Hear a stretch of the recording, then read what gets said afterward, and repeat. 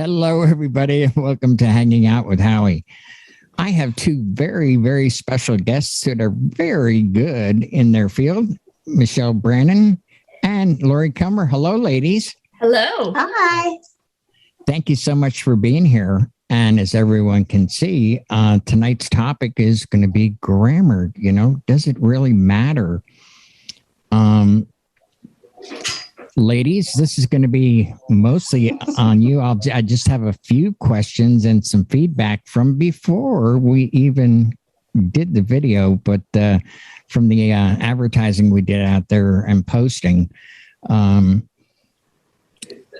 ask the first question before I get to the naysayers. Do you think that, would you think twice looking at someone's grammar if you're hiring a vendor, whether it be a DJ, photographer, whatever, and you had choices? Do you want to take this, Michele? 100% I would. Sometimes I think the quality of their,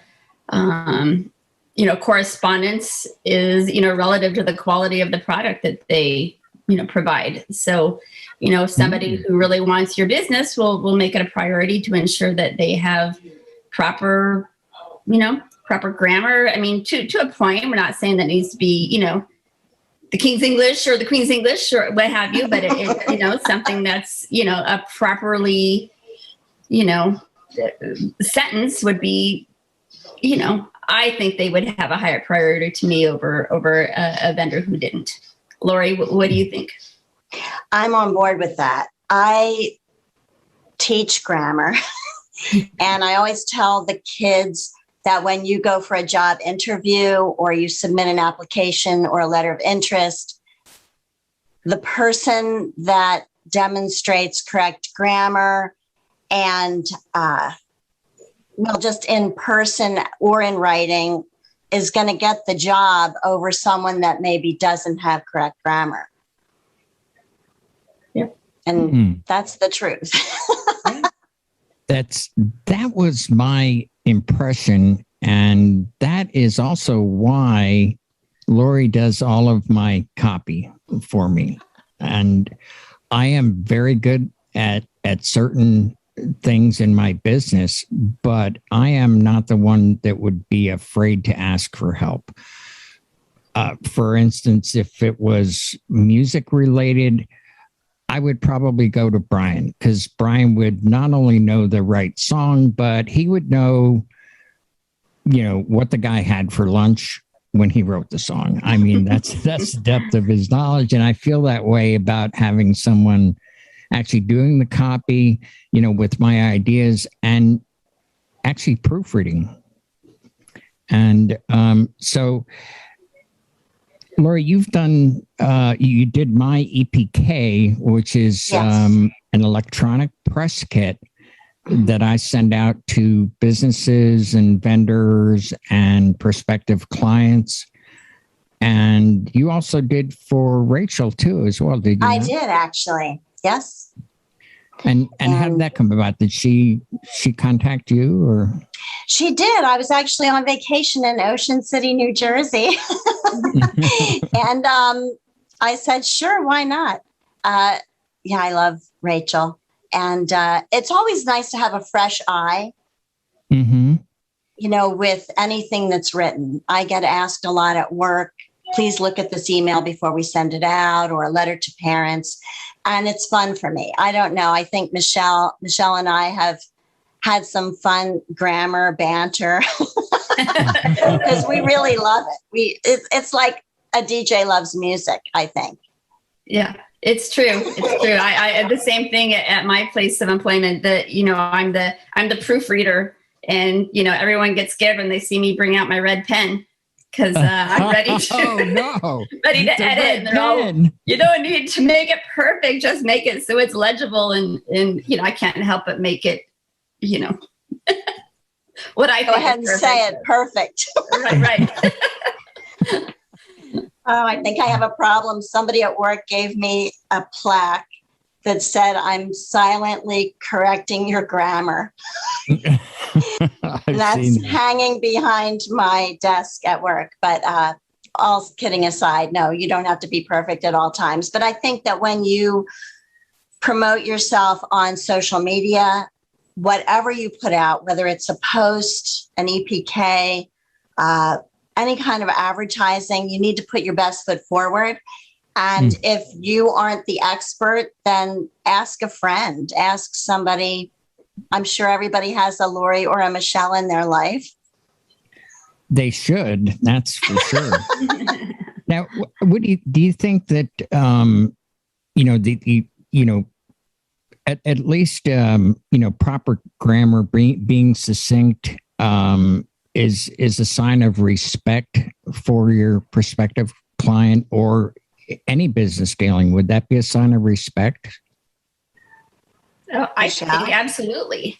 Absolutely. Especially when it comes to, now in this day and age where we're corresponding via text messages or via email, it might be okay for, teenagers to text back each other, in lowercase with no punctuation, but no one's going to think twice if you write a text message or an email in proper English, but they're definitely going to think twice if they see it, in lowercase letters or, not proper greeting or, no punctuation. So, we're all used to seeing it correctly, but it definitely stands out when it's done incorrectly. That's so true. It really does. It's kind of glaring, actually. Yeah, but like spelling, and there is spell check, but that's not always going to work. I've found, like, if you have there, and there, you need to know which there you're looking for, or two, and two. So I see those mistakes quite frequently just in people's posts. But there are ways you can look things up. You can Google them. Or I would just call you. Yes, I'm always available. or even, as you said, just I'm sorry, read it before you said it. I'm sorry, Howie. No, go ahead. I was going to say, if everyone just reread what they're typing instead of being so quick to hit send or enter, I think many times they'll catch those mistakes themselves as opposed to, making that mistake and sending something in error. Well, here's the moment everybody's been waiting for, Howie to make a joke. You did mention punctuation, and there is a big difference I have noticed because, for instance, this sentence here, I helped my Uncle Jack, comma, off his horse. Now, if the comma wasn't there, oh my, that would be bad. Yes. Punctuation is really important. It's important in this case. Now, I'm going to, before we even did this, like I said, there were some, a little bit of pushback, and we hadn't even done the video, but I'm going to read something to you, and I'll do it anonymously because, I think his intentions were good, but this is what he said. It's a mixed bag in my area. I try to practice correct grammar, comma, but the majority of people in my market don't really care about it. And there is a line that it could be detrimental to some, period. They may not want some hoity-toity, in parentheses, nerd for their event. What is your take on that?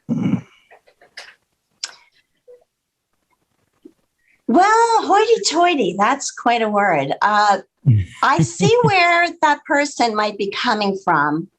However, when you look at a magazine or when you look at anything in print, do you think that's hoity-toity when you see it correctly? Like in a magazine, for instance? Maybe that's what Michele was alluding to before. About the Queen's English, yeah, that would be hoity-toity, but I don't see where proper grammar would be hoity-toity. What do you think, Michele? Yeah, I think the quote that you just read from whomever, they have a point a little bit. I don't think you want to, I don't know. Unfortunately, maybe in this day and age, proper grammar and punctuation is considered, snobby or whatnot. But, you don't want to overtalk to someone who may not be, maybe at the same, grammar level as you. But I don't think it would be disrespectful to, have proper grammar, punctuation, letters. You may not want to use maybe big words that you may have, originally thought you would use. But, I think obviously writing to your audience, and you can still write to your audience while maintaining punctuation and grammar. Very good point. Very good. I was struggling with this. I mean, I can empathize with this particular person's, point of view, but then again, I'm wondering, like, if I did, would it be pandering to them to, like almost like oh well, okay, yo, bro, yeah, I'm down for that gig. I think I would err on the side of caution and have Lori write my copy. Yeah. As far as being in person, I think everyone should be themselves and speak the way they normally would. I think when you're putting something out as an advertisement for your business, I think it's important because if you have correct grammar, you can cast a wider net. You can, do corporate or family events. I don't think anybody would look at something that was written beautifully and say, wow, that's not for me. I just think it's professional looking, and that's just the way I feel. It's professional. I think your level of DJs, excuse me for interrupting, but like you are at an upper level of skill. And I think your electronic communications should reflect that. Yeah, it's interesting you use that word, casting a wider net, because it's been said many times before, when we're actually performing at an event, we're also auditioning for future clients, because the famous Alan Berg once said, listen, when you're doing a wedding, chances are that there's going to be at least 2 or 3 people that are either engaged or about to be engaged at that particular event. So put your best foot forward.